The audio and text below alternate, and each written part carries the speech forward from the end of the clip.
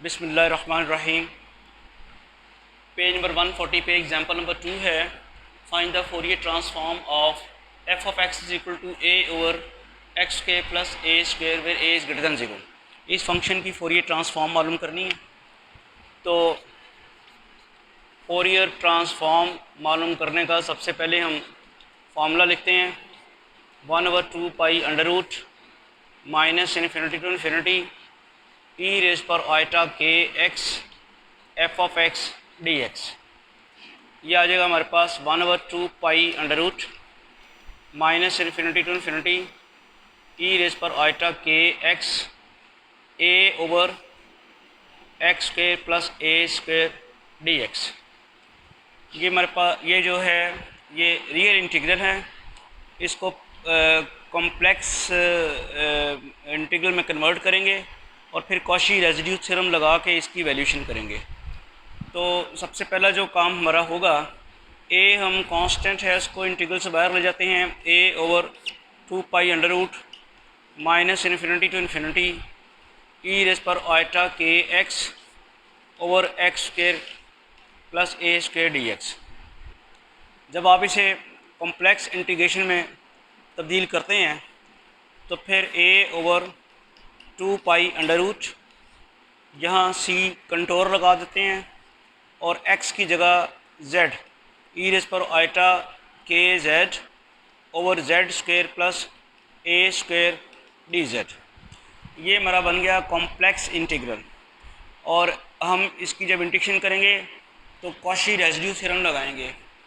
Cauchy residue theorem लगाने के लिए हमें इस फंक्शन के पोल्स मालूम करने हैं और पोल्स मालूम करने के लिए डिनोमिनेटर जो है जहाँ पे वो ज़ीरो होगा वो पोल्स होंगे। तो पोल्स इसको हम डिनोमिनेटर को ज़ीरो पुट करेंगे। तो यहाँ लिखते हैं for poles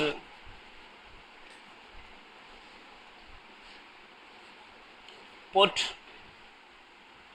Z square plus A square is equal to zero, Z square is equal to minus A square and Z is equal to plus minus iota A. These are the poles. और इन poles को लिख जो है हमारे पास आ गए हैं iota A और माइनस आइटा है, प्लस माइनस आइटा ए हमारे पास फंक्शन के पोल्स आए हैं। अब डिफरेंट केसेस हैं। For K greater than zero the contour C encloses the poles in the upper half of the plane। इस तरह है कि के ग्रेटर देन ज़ीरो के लिए जो कंटोर है वो सिर्फ अपर हाफ के पोल जो हैं वो कंटेन करेगी और अपर हाफ में जो पोल लाई करता है but the only pole lying in the upper half of plane is क्या है जी, कौन सा है, z is equal to iota A. This is the only pole. So using इस पोल का हम रेजिड्यू भी जो है वो भी मालूम कर लेंगे और उसके बाद हम इसकी जो है कॉशी रेजिड्यू थ्योरम से इसको कॉशी रेजिड्यू थ्योरम में क्या था, पहले आप इसका रेजिड्यू मालूम करें। ये याद रखें ये सिंपल पोल है और कॉशी रेजिड्यू थ्योरम सिंपल पोल इस तरह है कि ये हमारे पास जो फंक्शन बनेगा 1/z स्क्वायर प्लस ए स्क्वायर, इसको आप लिख सकते हैं 1/z plus iota a into z minus iota a. तो इसको ज़ीरो पुट करके z is equal to iota a आया है, इसकी पावर चूँकि 1 है इसलिए इसको ये सिंपल पोल है या पोल ऑफ ऑर्डर 1, इसकी पावर 1 है तो पोल ऑफ ऑर्डर 1 होगा। इस पर हम कॉशी रेजिड्यू थ्योरम अप्लाई करेंगे। कॉशी रेजिड्यू थ्योरम क्या होता है कि जितने भी आपने पोल्स मालूम किए हैं उनके ऊपर रेजिड्यूज़ मालूम करके उनको 2 पाई उनको सम करके 2 पाई आइटा से मल्टीप्लाई करते हैं। लेकिन इस वक्त तो सिर्फ एक ही पोल है जो अपर हाफ में लाई करता है, तो फिर कॉशी रेजिड्यू थ्योरम अप्लाई करते हैं और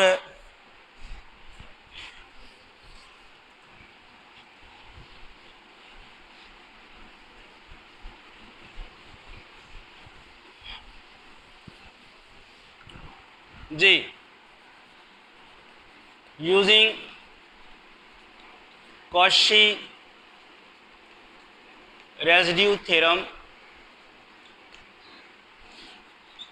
वी हैव, वो जो हमारा इंटीग्रल है minus infinity to infinity E raise पर, बल्कि कॉम्प्लेक्स इंटीग्रेशन जो हमने मालूम करनी थी, सी ई रेस पर आइटा के z divided by z square plus A square, इसको हम लिखते हैं सी ई रेस पर आइटा के z d z over z plus iota a into z minus iota a.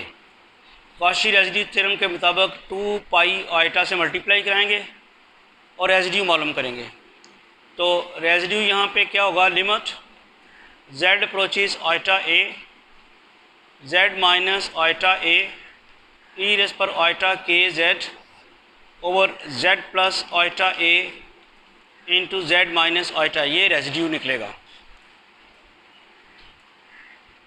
ये कैंसिल हो जाता है और आपके पास आता है 2 पाई आइटा ए। अब लिमिट अप्लाई कर दें, ई रेस पर आइटा के और z की जगह क्या आएगा आइटा ए डिवाइडेड बाई, यहाँ भी आप देखते हैं क्या आता है iota a plus iota a. तो ये बनता है 2 pi iota e raise to power iota square के a divided by 2 iota a. ये आइटा आइटा से कैंसिल हो गया, 2 भी 2 से कैंसिल हो गया और हमारे पास आ क्या गया, आइटा स्क्वेयर आपके पास किसके इक्वल होता है -1 के, माइनस के ए ओवर ए, यही आया जी, पाई ई रेस टू पावर माइनस के ए ओवर ए। अब बेसिकली ये हम जो फाइंड कर रहे थे फोरियर ट्रांसफॉर्म, उसका जो इंटीग्रल हमने लिखा था फर्स्ट केस में, उसका आंसर क्या आ गया, Fourier transform of F of x जो हम मालूम कर रहे थे, बल्कि किसकी मालूम कर रहे थे, ए ओवर एक्स के प्लस ए स्क्वेयर। अब कुछ चीज़ें वहाँ पे हम छोड़ के आए हुए हैं इंटीग्रल के साथ, क्या थी भला, 1/2 पाई अंडर रूट और शायद ए भी था, a/2 पाई अंडर रूट। उसके बाद हमारे पास इंटीग्रल था minus infinity to infinity E raise पर आइटा के एक्स ओवर एक्स के प्लस ए स्क्वेयर डी एक्स, और ये तो अभी हमने फाइंड कर लिया a/2 पाई अंडर रूट। वैसे ही इस इंटीग्रल को हमने अभी फाइंड किया है, इसकी वैल्यू वो क्या आई है, पाई ई रेस टू पावर माइनस के ए ओवर ए, ये ए से कैंसिल हो जाता है। तो आपके पास इसका जो आंसर आता है इस फोरियर ट्रांसफॉर्मेशन का, वो आपके पास आ जाता है अंडर रूट पाई रह जाएगा, pi over 2 under root E raise to power minus के A for K greater than 0। जब आपका के जो है वो ग्रेटर दैन 0 है तो ये आपके पास आंसर आ गया। अब ये रिज़ल्ट ज़रा लिख लेना आपने, क्योंकि आगे हमने अभी सेकंड केस जो है वो डिस्कस करना है।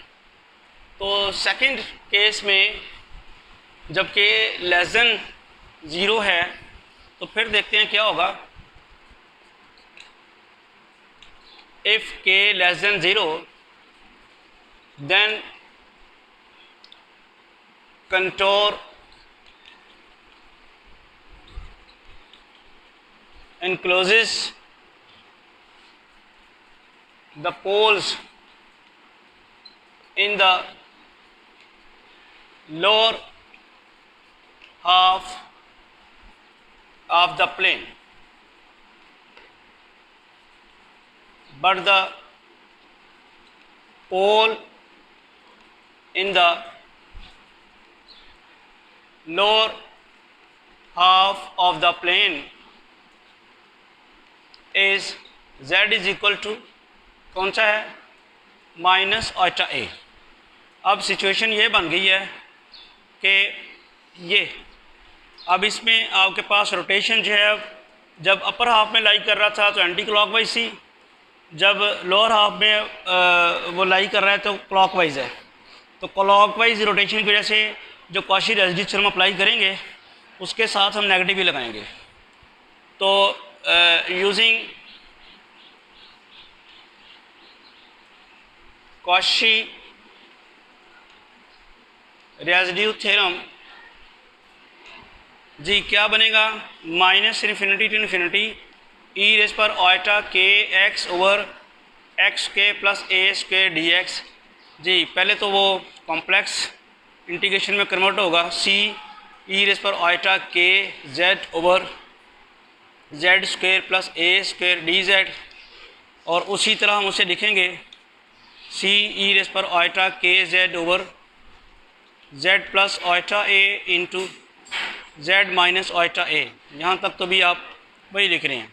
अब ये कॉशी रेसिड्यू थ्योरम अप्लाई करने लगे हैं 2 पाई आयटा, और उसके बाद रेसिड्यू लगाना है, limit x approaches minus iota a z plus iota a e raise पर आयटा के z over z plus iota a into z minus iota a. ये कैंसिल हो जाएगा। मैंने अभी बात बताई थी कि चूँकि क्लॉकवाइज रोटेशन हो रही है, जब इन द लोअर हाफ लाई कर रहा है तो क्लॉकवाइज रोटेशन की वजह से कॉशी रेसिड्यू थ्योरम में जब आप सम करते हैं वो हमको नेगेटिव लगाएंगे आप। अब इसकी सिर्फ कैलकुलेशन बाकी है, तो वो आ जाएगा -2 पाई आयटा और e raise to power iota के into minus iota a, z की जगह लगाया, divided by minus iota a minus iota a. ये तो कैंसिल हो चुका है, इस जेड में लगाया हमने माइनस आयटा ए, इसको मैं कोई नंबर 1 कर लेते। तो अब सिंप्लीफिकेशन अगर की जाए तो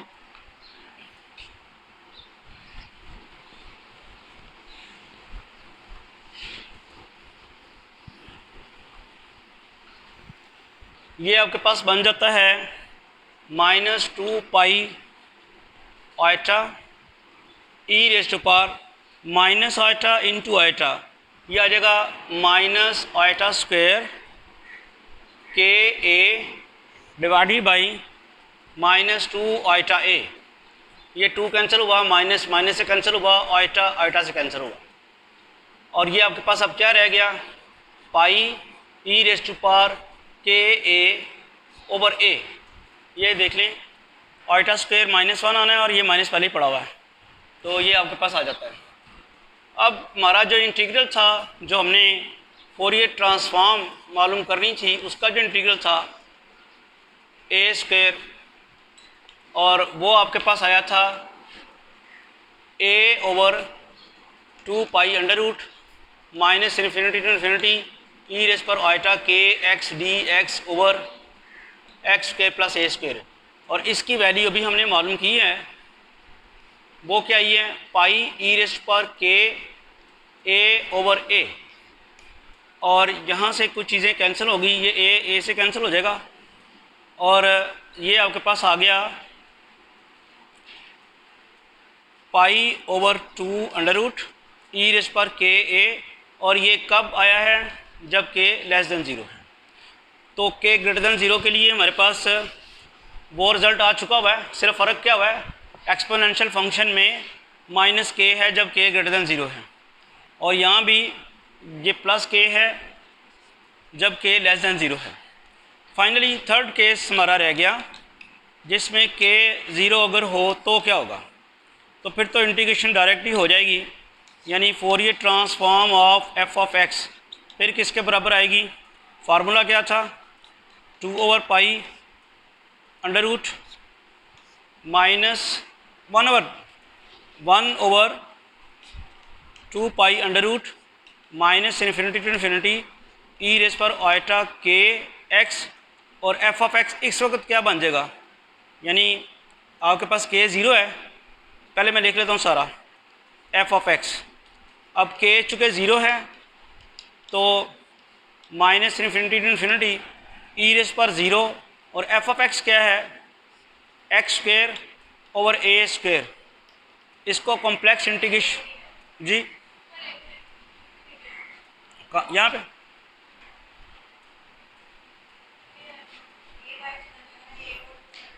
अच्छा ये a ओवर, ठीक है, वो फंक्शन था a over x square plus a square, a by चला गया, ई रेज़ पर ज़ीरो होगी।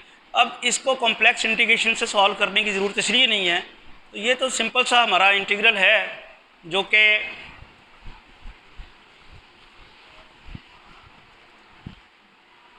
बनता है a over 2 pi under root minus infinity to infinity d x over x square plus a square. इसकी तो इंडिक्शन आ जाती है, वो क्या होती है 1 ओवर ए tan इनवर्स एक्स ओवर ए, फिर हम लिमिट सप्लाई करेंगे माइनस इन्फिनिटी टू इन्फिनिटी, ये ए से कैंसिल हो गया और आपके पास आ गया 1 ओवर 2 पाई अंडर रूट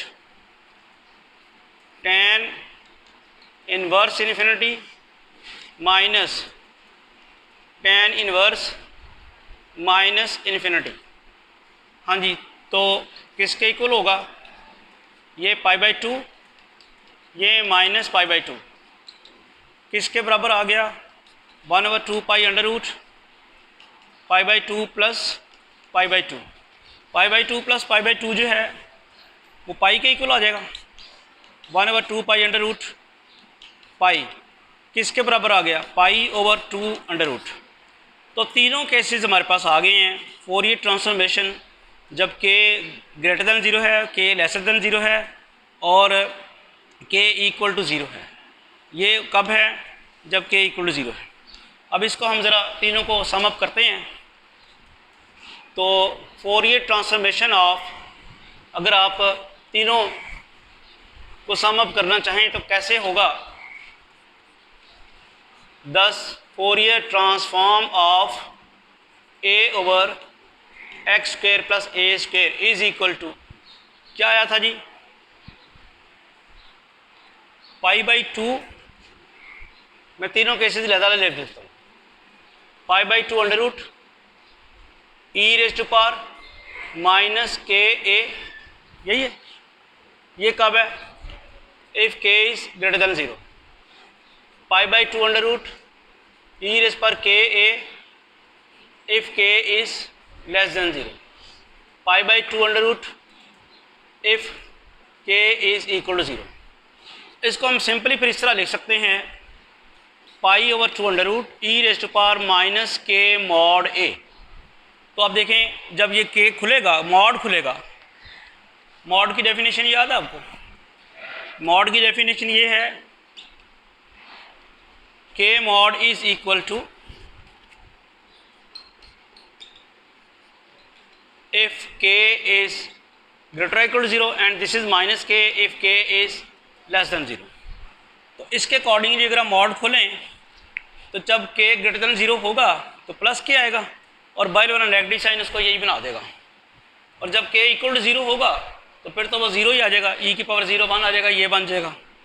और जब के लेस देन 0 होगा तो माइनस के आएगा, तो ये वाला माइनस साइन उसको ऑब्जॉर्व करके प्लस के बना देगा। तो this is the answer of this particular question कि हमने फाइंड कर लिया कि Fourier transform of a over x के plus a square is equal to this where a is greater than 0।